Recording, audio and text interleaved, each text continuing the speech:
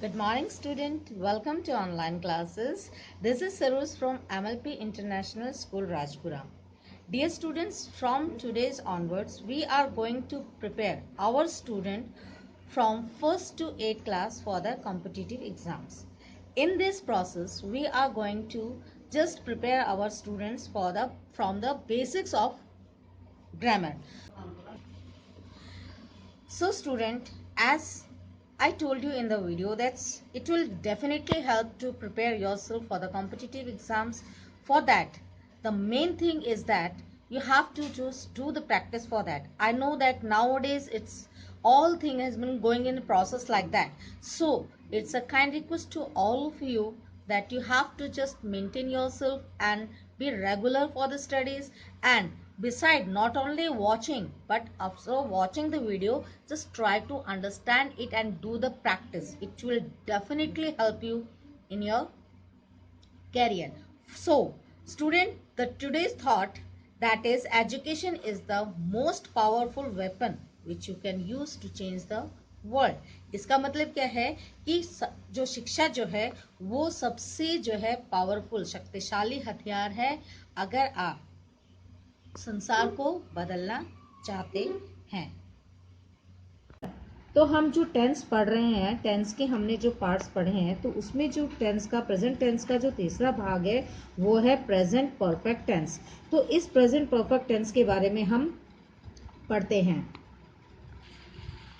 So student, जैसे कि present perfect tense में है तो इसमें हमें क्या पता चलता है, कार्य समाप्त हो गया है, यानी कि काम पूरा हो गया है लेकिन उस काम को पूरा हुए ज़्यादा समय नहीं हुआ है. ये है प्रेजेंट परफेक्ट टेंस का मतलब.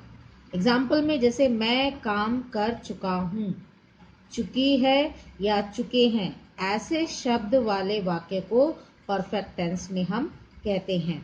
सो स्टूडेंट, अब इस परफेक्ट प्रेजेंट परफेक्ट टेंस के 3 पार्ट्स हैं, जैसे अफर्मेटिव सेंटेंस, नेगेटिव सेंटेंस और थर्ड है इंटरोगेटिव सेंटेंस.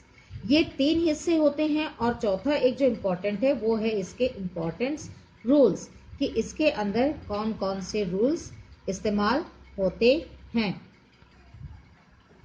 सो स्टूडेंट, तो पहले हम देखते हैं अफर्मेटिव सेंटेंसेस.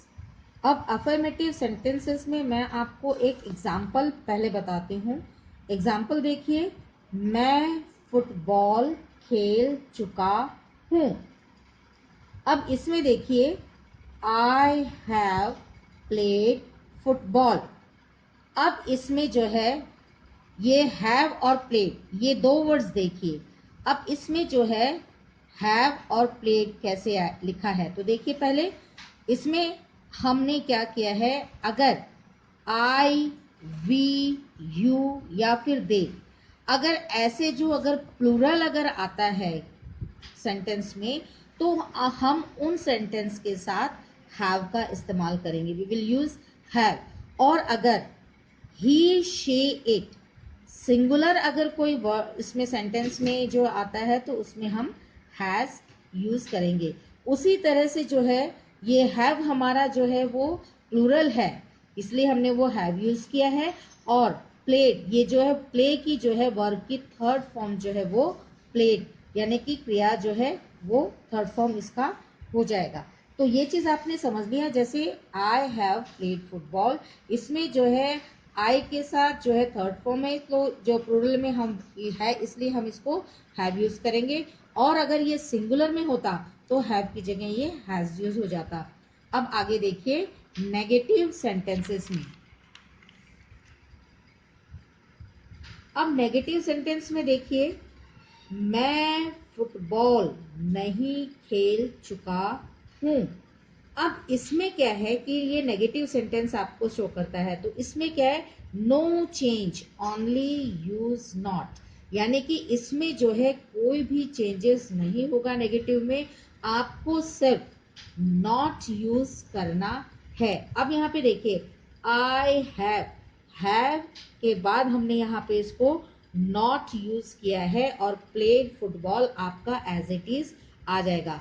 तो इसमें क्या है बेटा कि हेल्पिंग वर्ब जो है हैज और हैव के बाद नॉट यूज होता है।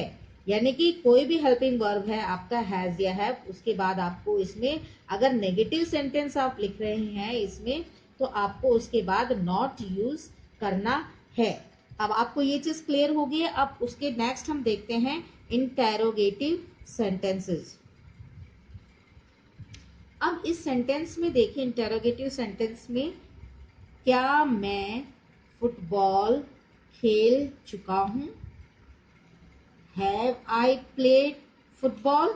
तो इसमें क्या है कि यहाँ पे हमने हैव जो है वो पहले इस्तेमाल कर लिया। तो इंटेरोगेटिव सेंटेंसेस में क्या होगा, in this kind of sentences,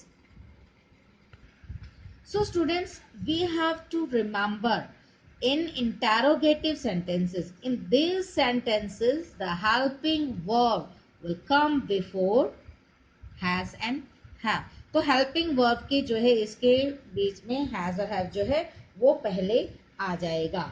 अब हम ये चीज समझ चुके हैं और ये चीज मैंने आपको बता दी है। तो जैसे आई प्लेड फुटबॉल के बाद में हैव और हैज वो आगे आ जाएगा। अब इसमें इंपॉर्टेंट रूल्स जो है ये चीजें मैंने आपको समझा दी। अब नॉर्मली मैं आपको एक चीज बता रही हूँ, इंपॉर्टेंट रूल्स देखिए।